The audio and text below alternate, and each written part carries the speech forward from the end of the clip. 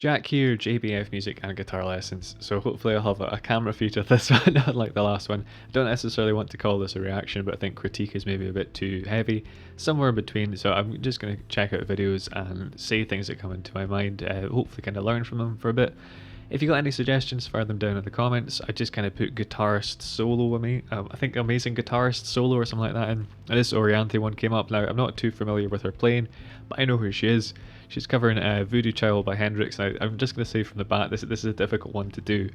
Because if you do Hendrix song like to the T, if you nail the Hendrix kind of sound or style, the purists will like it, but then also say, you know, you didn't add anything new. If you add your own spin to it, then people are going to say, oh, they did their own thing, but it sounds nothing like the original, it's not as good. So it's always a bit of a poison chalice doing a Hendrix, but let's jump into it and see what she's doing. It also looks like this is an outdoor show, and I hate doing these because the sound is always quite difficult. Anyway, let's go for it.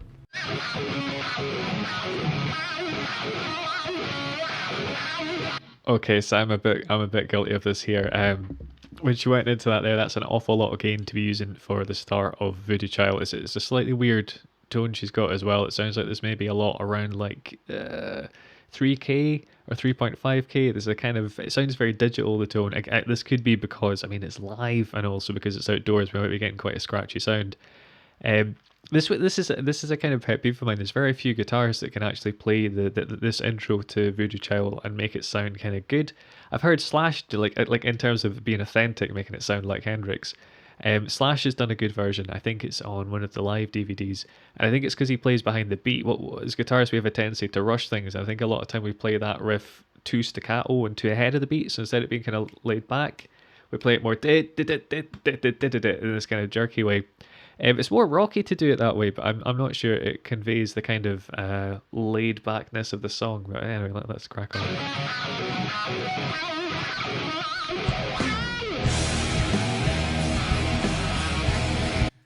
It's certainly an explosion when the band kicks in, so fair credit where it's due. Like.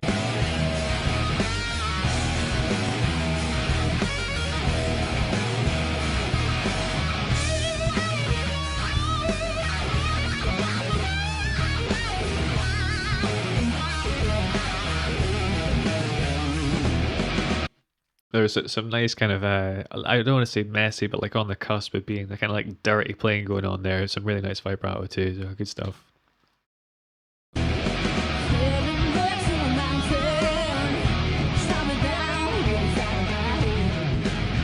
Okay, so something I will say is like it's very difficult to sing and play at the same time, but when you're playing the same rhythm and the same melody as you're singing, it is a little bit easier. Nothing to take away from her; she's doing so far a pretty good job singing. It's not going to be easy with this, as I say, this kind of live stage sound because the stages are so big and it's open air, so the sound just goes out. I don't know if she's got any ears, but fair play.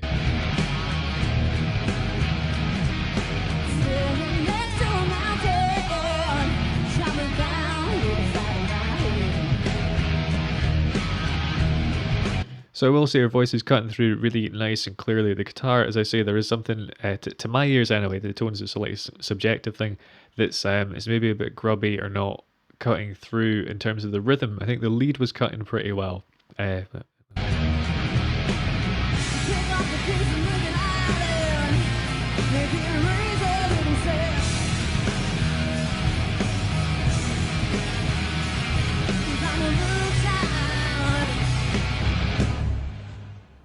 Cause I'm a voodoo child. That little pause there was really nice. Nice tight band, everyone's stopping on the same beat there. And just a little kind of smirk to be like, yeah, I've got this in the bag. It's a nice confident performance.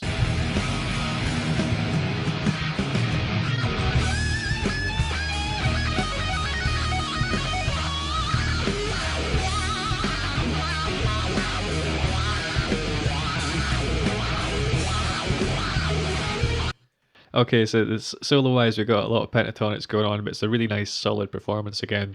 It's a really nice vibrato going on there. Credit there is maybe, for me, it's maybe getting a little bit shreddy early on in the song for Hendrix one. I think you can build it and get away with it like Sean Lane doing All Along the Watchtower. He just goes off on one by the end of it, but he kind of like builds it up a little bit. But at the same time, you're playing live. You just want to like balls to the wall, just go for it. Eh?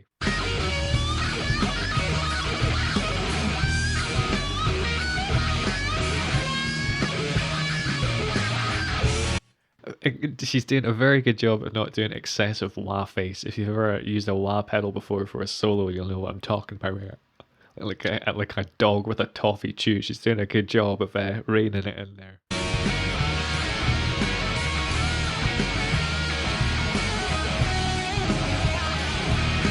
So that for me there, that was like the good type of dirt. She was running across the stage and doing this kind of like just dirty double bend, like slightly out of tune, slightly in tune, slightly out. And it's just got vibe. It's more, that kind of thing is more about transmitting the feeling than it is about playing it pristinely. And that just hit the nail on the head for me there.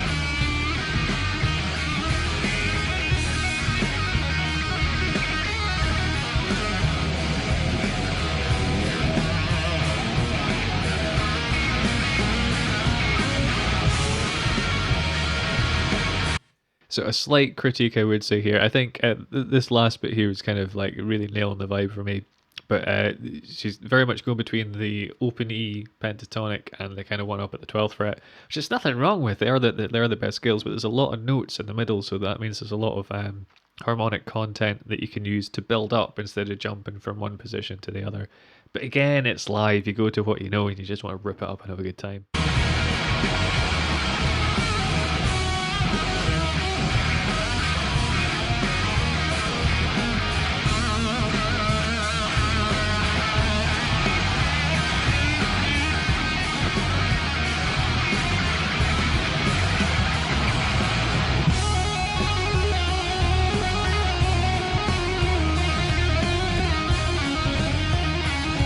There's maybe some slightly Steve Vai inspired things here. He does a Little Wing when they cover that. When he covers that, does a kind of solo similar to this legato up and down the one string.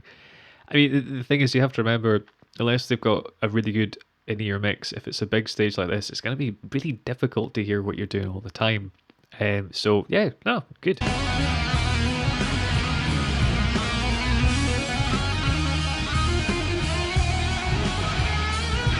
So there, I might be mistaken, but it sounded like she was maybe playing Aeolian or natural minor, and I would probably go for more of a pentatonic or Dorian sound here, but that's just a personal preference.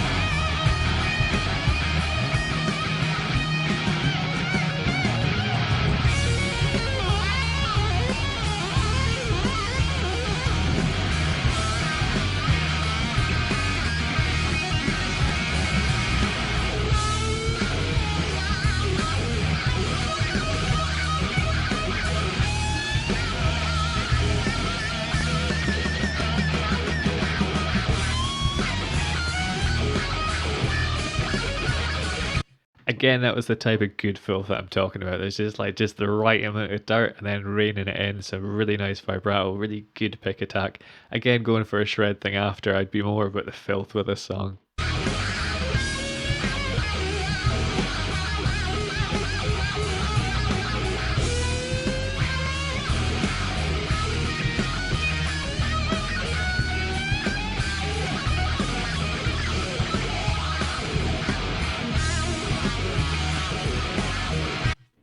So something just popped into my head there. We got a shot of the rhythm guitarist, and it's possible that both their guitar tones are somewhat similar, because it is a little bit difficult to hear her lead playing all the time. You can hear it, but it's not totally pop in front and center. So if they're both occupying this kind of like high mid kind of frequency, or maybe they've both got a lot of low mids going on, and that's kind of cancelling each other out.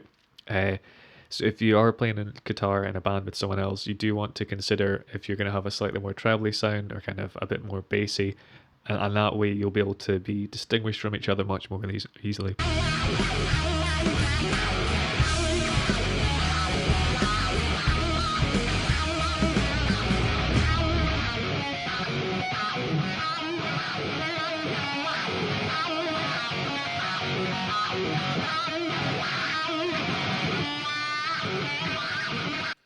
Okay, so I like that she went back to the intro theme there, and I thought they were going to play over it, and they kind of stopped it. I'm not too sure if there was maybe a wee mistake with the band and they were supposed to stop earlier, or if that was how it was planned. I was also waiting for the boom booms to come in there, which they sadly didn't do, but I mean, if you do the boom booms, you're going to have to go back into the song again, so this is probably a good way to end.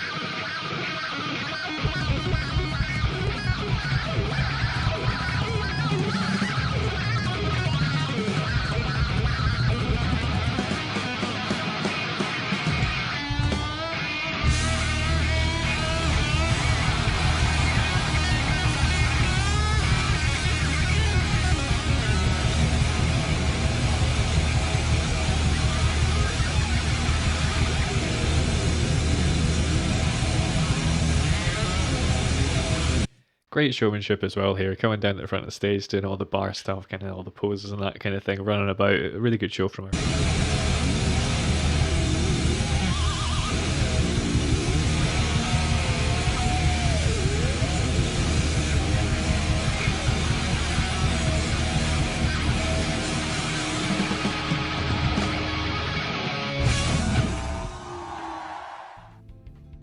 Cool, yeah, good stuff. I mean, what I will say is there's a lot to be said for a good stage spin. So you notice at the end she did these kind of pirouettes from the right angle. Those look really cool, like they did there.